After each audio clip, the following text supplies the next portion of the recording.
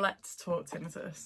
There's so much that I need to catch you all up on because I haven't spoke about my holiday and how my tinnitus was impacted by flying, swimming, the hot weather, the stress of the airport, and I've started a new job. I've started a new job as hearing care assistant, and I'm going to be going through all the training to become a qualified hearing care assistant, to do wax removals, microsuction, irrigation. There's so much that I'm going to be learning and I cannot wait to share the journey with you. So I started working for Stephen Hale last week. If you're new to my channel and you don't know who Stephen Hale is, Stephen Hale actually is the most knowledgeable audiologist I've ever met. I've been to many audiologists for my tinnitus. When I met Stephen, he basically just went through exactly what my tinnitus is caused by, established that I've got hearing loss, which blew my mind because with tinnitus, I've had it my whole life. Not one person told me that it could be to do with hearing loss, and it just put my mind at ease knowing that my tinnitus has a cause. I don't need to keep like stressing about, oh my god, is it something that's gonna, you know, kill me, which it won't. But it was the unknowingness, like why me? Why have I had it since a young age? Why I haven't been in loud, noisy environments that much. It's just absolutely insane how talking about my tinnitus online has led me to getting a job as a hearing care assistant. I've just done 4 years at university in graphic communication, and graphic communication has absolutely nothing to do with the audiology hearing care realm. So getting the opportunity to work as a hearing care assistant is beyond my wildest dreams. Like, I've found immense satisfaction from helping other people deal with tinnitus. Being able to talk to people one-on-one in an environment that is so professional and the best one I've personally ever been to is absolutely amazing. And Stephen's expanding his business, so he's going to have a few clinics around. But yeah, it's been a journey. I have been exhausted and I've been short on time for doing videos, so I do apologise for the delay. But I'm back and I'm ready to talk about all of the things that have been going on, and just to give you an update with all of the new knowledge that I've got that I can share with you all. Because this reason why I wanted to get qualified in the hearing care world is so I can share with you reliable information. And there is only so much I can say online because obviously it's my experience. It's my experience of what I've been dealing with and how I've been dealing with it. And there's obviously no cure for tinnitus, but there's a lot of science and statistics behind tinnitus that can help people, because the last thing I want to do is give you false information. And you know, I don't say things that I don't 100% know. So yeah, I just want to expand and broaden the horizons for my YouTube channel and just for you guys as well, because there's going to be so much that I'm going to be learning and I just can't wait to share it with you. Hi. Pass me the chocolate and chips. Ooh. Has anyone seen that orangutan? The orangutan that points at the window. There you go. Take it. It's like people bring slime to the zoo just to show this orangutan. And it's just like... There's no way you're going to leave that in. Oh. Tell everyone the news. Oh, what? That we're getting a house? We're getting a house. And that's why I'm... Ooh, oh, sorry, you're not in focus.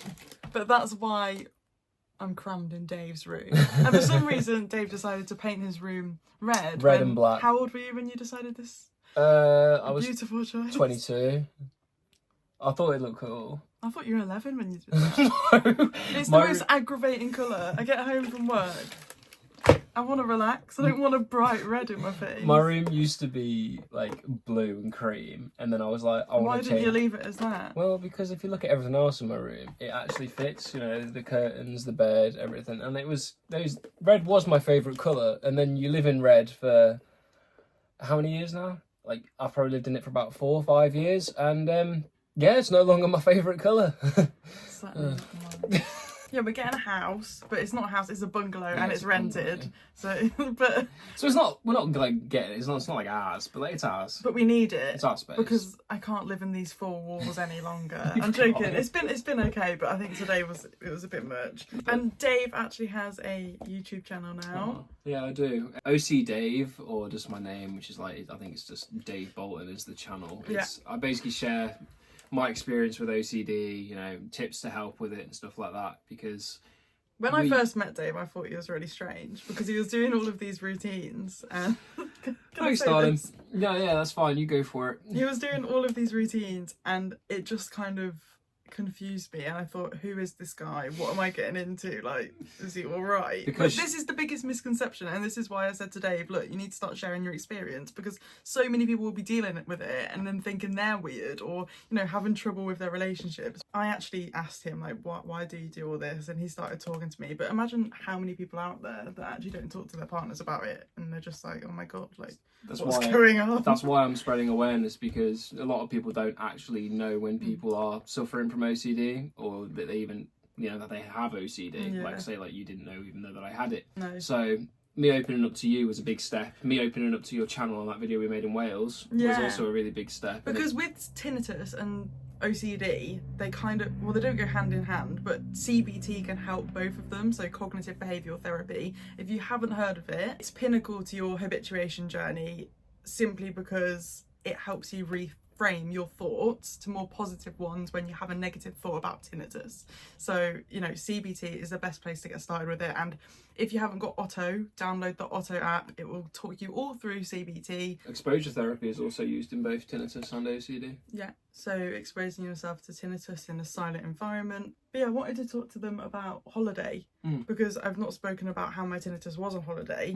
And you actually had problems, didn't you, when you went in the water, and it had like a feeling of fullness. I now know what this feeling of fullness is. So if you're going for a swim in the sea, or like a chlorine pool or anything like that, and you experience fullness but you can't get the water out, often it's because of earwax. So if you have earwax in your ears and there's just a tiny bit, for example, and then water goes in, it's going to hydrate that earwax, make it bigger and make it clog your eardrum. And sometimes water can even get behind the wax, and that can cause like an infection. I've just been observing Stephen whilst he's been having different clients, and this has been like a consistent thing that keeps coming up. Like, you're learning a lot with this career as well. Obviously, like you said there about my fullness in my ears, I would have never have associated that to do with earwax or anything whatsoever, because whenever I've cleaned my ears, which you're not really supposed to do, You do not put anything in your use ears. cotton buds.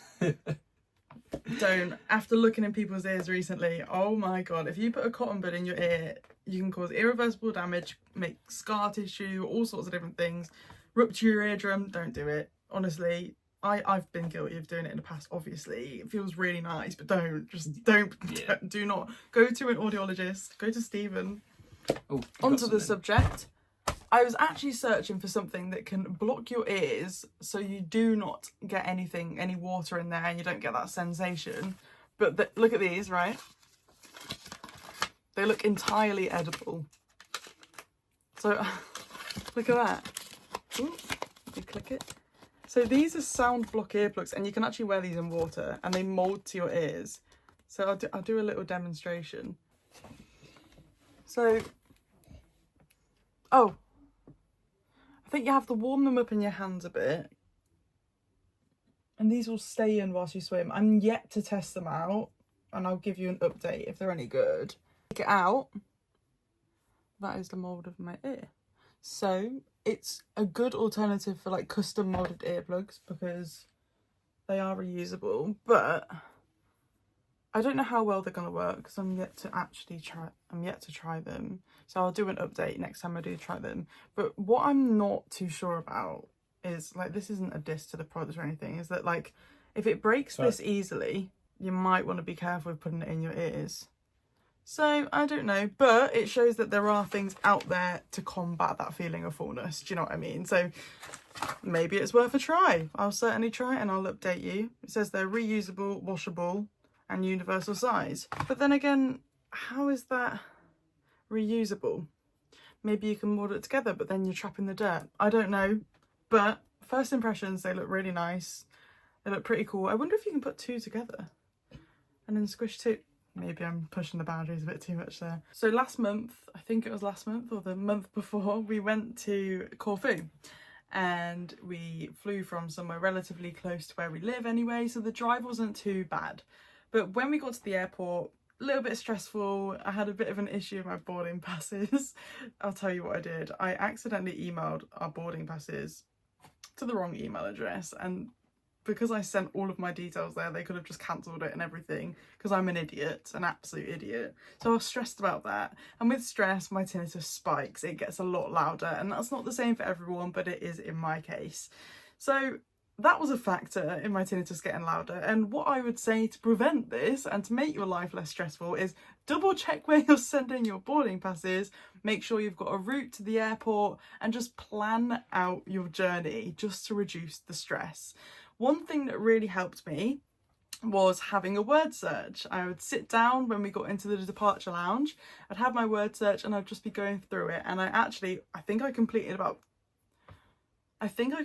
about 50 different word searches overall in total throughout the whole holiday. It was something that really took my mind off my tinnitus. I focused on something else and it was just such a nice thing to do. It gave me that sense of achievement, and I think that's one of the biggest things for tinnitus. When you have tinnitus, you're very prone to thinking you can't achieve, and I don't know if it's just me, but I mean, I've spoke to a lot of people where they say I feel like I can't do anything with tinnitus, and that's because that's where our brains go. It's natural to feel like tinnitus is going to stop us. It's natural for our brains to perceive tinnitus as a threat. It's just the little things. I think it's the little things that really add up to a lot. But in 2020, when my tinnitus was really, really bad, I say really bad, I mean it's the same kind of volume now as it was back then, but these days I've learned to live with it. So in 2020, when I just could not live with it and I could not be happy, doing a word search was just a massive effort, you know what I mean? So doing like 50 on holiday and really taking my mind off things is just a big sense of achievement, even though it seems like such a small thing.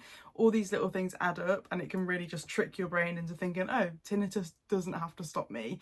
So if you're one of the people that feel like you can't take your mind off your tinnitus, just get an activity book. It's the smallest thing you can possibly do, and it keeps your brain active as well. Okay, so the big thing, the plane. How was my tinnitus on the plane?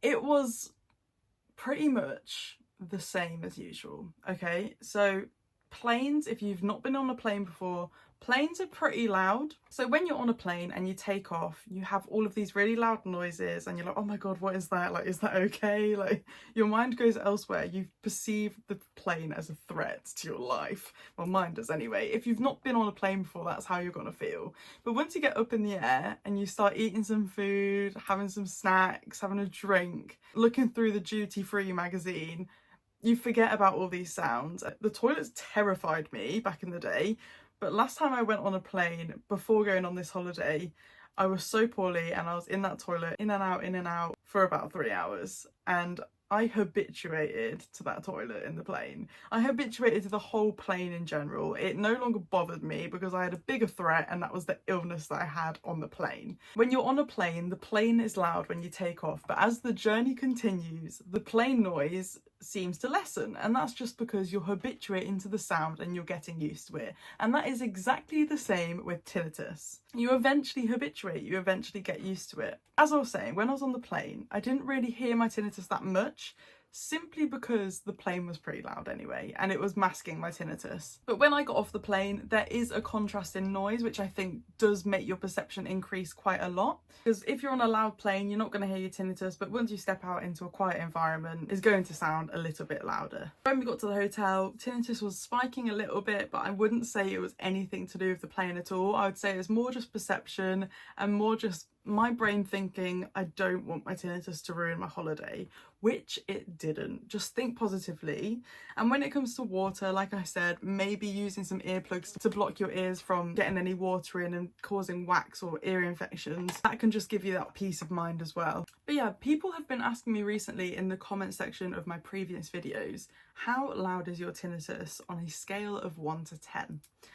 It's very, very difficult to answer that, because how loud is the loudest tinnitus in the world? When I was really suffering in 2020, I thought my tinnitus was off the Richter scale for tinnitus as far as it goes, because obviously you can't prove how loud your tinnitus. There's nothing really to compare it to, because tinnitus is such a distinct sound. Like, if I play a sound on my phone of a frequency and I turn it up and say, yeah, my tinnitus sounds just like that, it doesn't. If you've never dealt with tinnitus before, it's very, very hard to describe what tinnitus actually sounds like, because, I mean, it's different for everyone. For me, it feels like my tinnitus is in my head rather than my 2 ears, but that would be called as bilateral, because ultimately your brain's getting confused and it's just sending both signals to your head. Some people have unilateral tinnitus and some people have pulsatile tinnitus, which is something that you might need to get checked out and looked into a little bit further.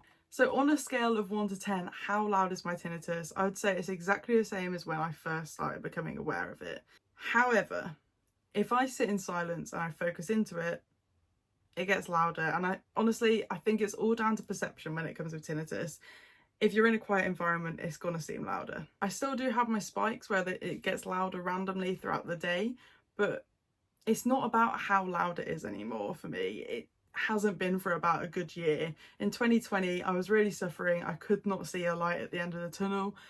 But every day, with 1% being better each day and forcing yourself to get up in the morning and do simple tasks and not let tinnitus stop you, you get to the point I'm at now where I no longer think about it. I mean, I do think about it. I'm talking about it all the time, but it no longer bothers me. The negative reactions that I used to have are completely gone. I'm positive as anything. I mean, obviously I still have my bad days, but it's not necessarily about tinnitus and how loud it is. It's more the inconvenience of it all. There's this lovely comparison that I thought of the other day, because it's hard to describe to someone the transition of suffering of tinnitus to becoming habituated from it.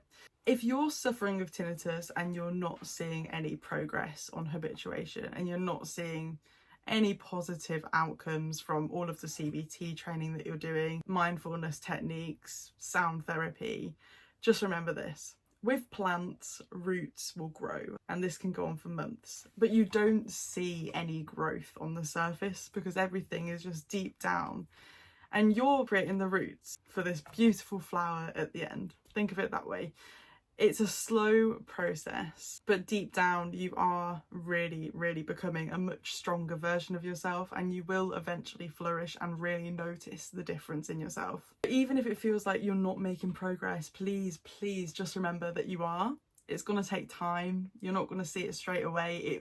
Wasn't just the light switch moment for me where I was suffering of tinnitus and then all of a sudden I was habituated. It wasn't like that at all. If you have any questions about what I've been speaking about today, please let me know in the comments, because I know it's been a bit all over the place, but as I've said in my previous video, I know how valuable it is to hear from someone that you truly relate to on YouTube, and I hate those kind of YouTubers that come on and they talk about something and you get really invested in their life, you get really invested in who they are and what they have to say, and then they don't post for 2 weeks. So I do apologise for not posting for almost 2 weeks, but I'm back now and I want to share where I'm at, what I've been doing. Right now my tinnitus is pretty loud. I mean, I've been having pretty long days. I'm not used to working full time all the time, but it's not stopping me. I'm so excited to progress in Stephen Hale hearing. I'm absolutely over the moon that I'm working in the industry now. It's amazing. Like, I have been a tinnitus habituation coach on the other side of Otto, and I do offer my own coaching sessions privately as well, so if you're interested in that, just click the link in the description. I've not worked full time in the hearing care industry before, so yeah, it's amazing, and I hopefully will progress and share it all with you along the way.